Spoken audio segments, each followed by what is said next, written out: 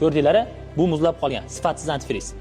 Har bir antifriz minus 25 gradusda muzlarning orasida muzlatilgan, qariyb 7,5-8 soat davomida. GM mashinalarining ichidan ishlab chiqariladigan antifriz.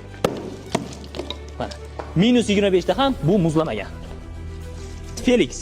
Felix muzlaganmi yoki yo'q? Minus 45 ga garantiya beryapti. Bu ham muzlamadi. Felix brendiga ham ishonsak bo'ladi. Minus 40. Ko'ryapsizlar? Bu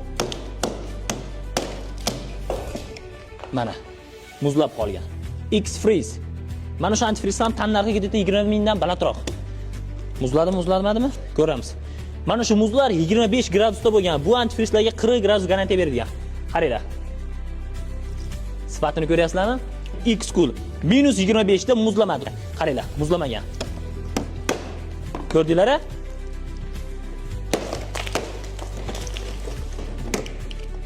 Miko nomi bilan ishlab chiqariladigan antifriz. Bu ham muzlamagan.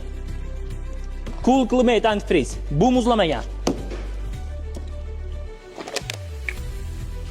O'rtoqlar, ko'rib turgan mahsulotlar minus 25 gradusda ham muzlamadi. Bu Dewood ishlab chiqarilgan oddiy antifriz. X-Cool, Yumiko Koreyada ishlab chiqarilgan. Ular uchun harakat qildik. Mana shu 2-3 kun davomida Xudo xohlasa shu mahsulotlarni sotib olsangiz, O'zbekistonda haroratini hisoblaganimizda minus holatda 25-30 bo'lgan taqdirda ham bular buzlab bermaydi. Bu mahsulotlar ishlab chiqaruvchilarga bir qator mahsulotlar sifatiga e'tibor berib qo'yishni so'raymiz. Bitta like bosib, mana shu antifrizlarni yaqin kunlarda almashtirmoqchi bo'lgan do'stingizga jo'natib qo'ying.